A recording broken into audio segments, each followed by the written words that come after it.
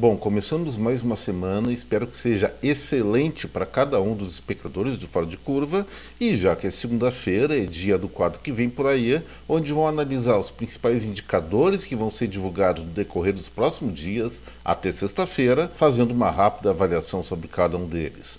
Especificamente a respeito de hoje, dois assuntos. Primeiro, parece que na Argentina, por conta das tratativas eleitorais, está se fazendo mais um congelamento de preços. Onde será que vai acabar essa fusarca? E também fui chamado a atenção pela página do LinkedIn do vereador aqui de Porto Alegre, Ramiro Rosário, a respeito de uma proposta do governo federal, se não me engano está tramitando no Ministério do Trabalho com o apoio da Presidência da República, de reinstaurar o imposto sindical aqui no Brasil, o que eu já vou dizer de antemão é um verdadeiro absurdo. Vamos para o trabalho então, gente. Meu nome é Eduardo Starosta e esse é o canal Fora de Curva. Semana passada eu comentei num vídeo a respeito do congelamento de combustíveis na Argentina por 3 meses, mais ou menos 3 meses, 2 meses e meio, na verdade, fazendo com que os preços desses energéticos não aumentem até pelo menos o final do primeiro turno das eleições presidenciais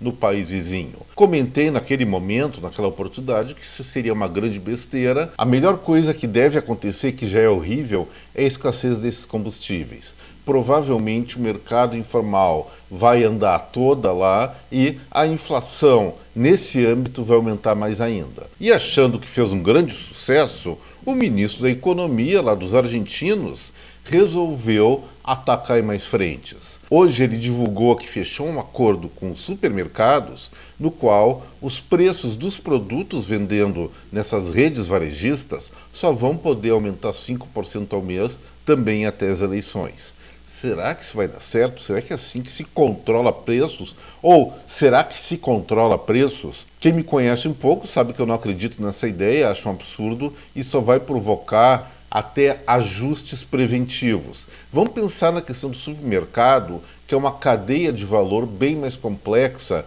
do que os combustíveis. Porque combustível é só óleo bruto, refino, distribuição, varejo. 4 elos da cadeia produtiva. Supermercados trabalha com milhares de fornecedores. E aí, dado esse acordo com o governo dos hermanos, os donos de redes de supermercado, até lojas individuais, vão falar assim para os seus fornecedores: olha, você pode aumentar no máximo 5% os seus preços porque eu tenho um acordo com o governo que eu não posso fazer mais que isso.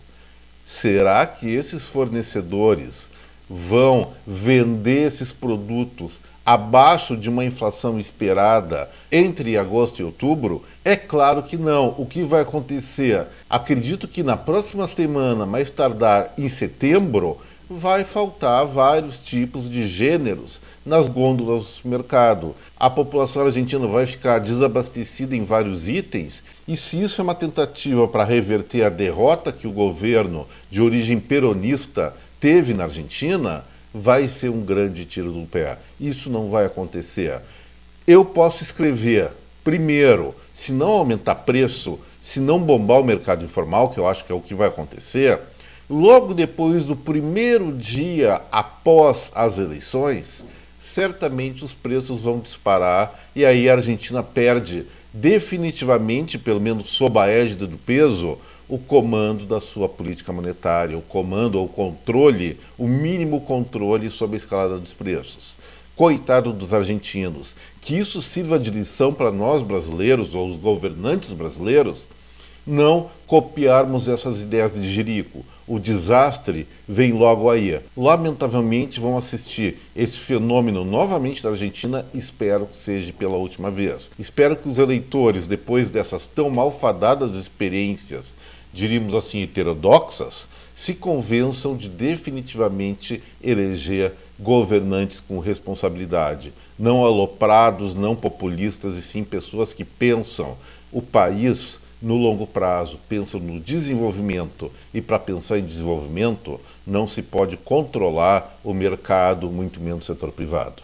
E continuando a falar sobre absurdos, mas dessa vez não é na Argentina, é aqui no Brasil, segundo informação divulgada na página do LinkedIn do vereador aqui de Porto Alegre, Ramiro Rosário, o governo federal, através do Ministério do Trabalho, Presidência da República em concordância com os sindicatos, querem novamente instaurar o tal do imposto sindical. Vamos lembrar, esse imposto existia até 2017, quando foi revogado por lei, proposta, se não me engano, pelo então presidente Michel Temer. Naquela época se cobrava um dia de salário por ano do trabalhador a título desse imposto sindical. Agora a proposta governista mudou. Em vez de um dia de trabalho por ano, é 1% por ano.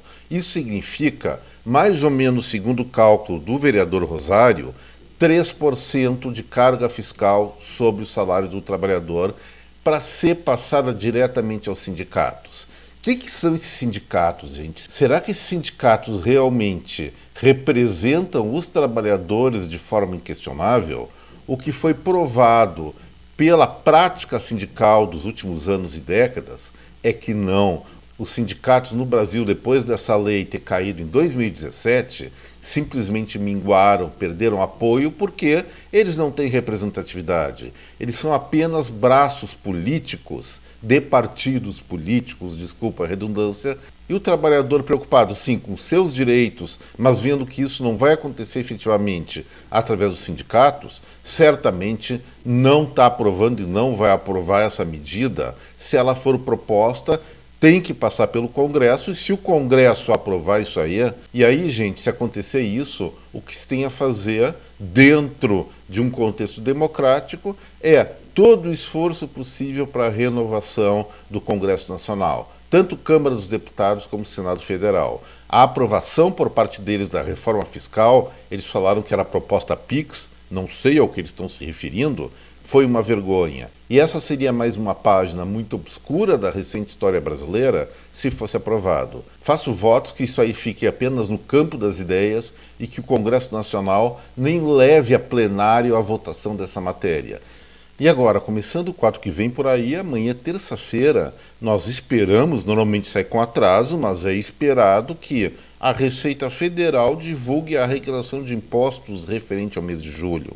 Os analistas de plantão estão esperando, estão projetando uma receita pública federal de 203,56 bilhões de reais. Se isso for verdade, a alta em relação a julho do ano passado vai ser de 0,48%. Ou seja, bem abaixo da inflação, isso significa queda real da arrecadação tributária federal, em função do que nós já explicamos várias vezes. Mesmo o governo querendo arrecadar mais, não está conseguindo porque a atividade econômica está minguando. E na minha expectativa é que essa arrecadação vai ficar um pouco ou muito abaixo desse patamar. Espero que dessa vez, nos últimos meses, não foi, a Receita Federal cumpra o seu calendário e não fique segurando essa informação muito importante, fundamental para nós analisarmos a atividade econômica do Brasil referente ao mês passado, mês de julho, portanto. E na quarta-feira vão sair do Brasil, vão para os Estados Unidos, dar uma olhada como é que está o mercado imobiliário dos Estados Unidos. O indicador é venda de casas novas, o indicador mensal. No mês passado, referente a junho, houve uma queda de 2,5%, mas de maio em relação a abril, o crescimento foi de 12,2%. Pode-se dizer então que ocorreu de um mês para o outro uma espécie de ajuste de acomodação de dados. Agora, os analistas deles lá estão projetando uma queda, uma continuidade de redução do número de casas vendidas de 2,5%. Eu pessoalmente não acredito nisso. Acho que deve ficar perto do zero ou crescer um pouquinho. Mas mesmo assim, uma coisa é certa: o mercado imobiliário norte-americano, o nível de atividade está bem abaixo do que estava nos anos anteriores. Isso se deve, em princípio, por questões ainda herdadas da pandemia.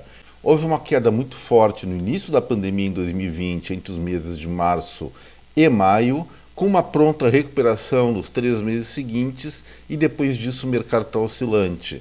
Tem fortes altas, seguido de fortes baixas, alguns números moderados. O que eu estou enxergando aqui numa visão gráfica?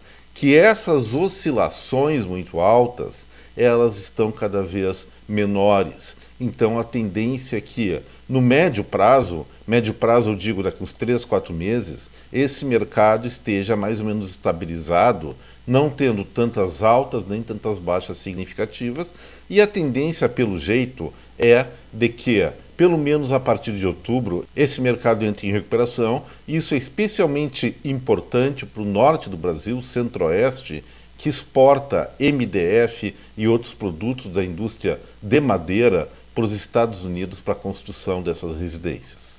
Já na quinta-feira, o indicador também vem dos Estados Unidos, é semanal, mas é o mais preciso que mede a atividade econômica daquele país, que é os pedidos iniciais por seguro-desemprego. Ou seja, aquelas pessoas que perderam o emprego vão lá no Seguro Social e pedem, olha, estou sem emprego, estou sem trabalho, quero uma ajuda do Estado.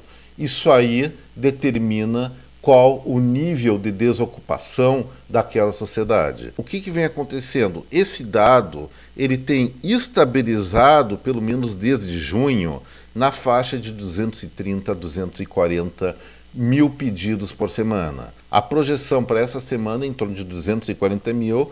Se tiver acertada, mostra uma estabilidade do mercado de trabalho com baixíssima taxa de desemprego. Muito bom para os norte-americanos. Seria bom que no Brasil nós tivéssemos esse mesmo contexto. E já para finalizar o Fora de Curva de hoje, vamos ver a sexta-feira, que dado nós vamos ter, mas antes disso não esqueça do like, do compartilhamento do vídeo, e para aquelas pessoas que estão enxergando a cara aqui do Eduardo Starosta e do cachorrão Starosta ali atrás pela primeira vez no Fora de Curva, por favor, nos acompanhe, inscreva-se no canal que vai valer a pena. Mas na sexta, gente, vai sair o IPCA 15. É a prévia da inflação oficial brasileira. Vamos lembrar que no mês passado esse indicador ficou negativo, ou seja, teve uma deflação de 0,07%. Lembramos também que na terça-feira passada, dia 15, houve o anúncio da Petrobras de alta do preço dos combustíveis. Só que esse IPCA 15, ele mede os preços aqui no Brasil do dia 15 do mês anterior, julho, portanto, exatamente até o dia 15 de agosto.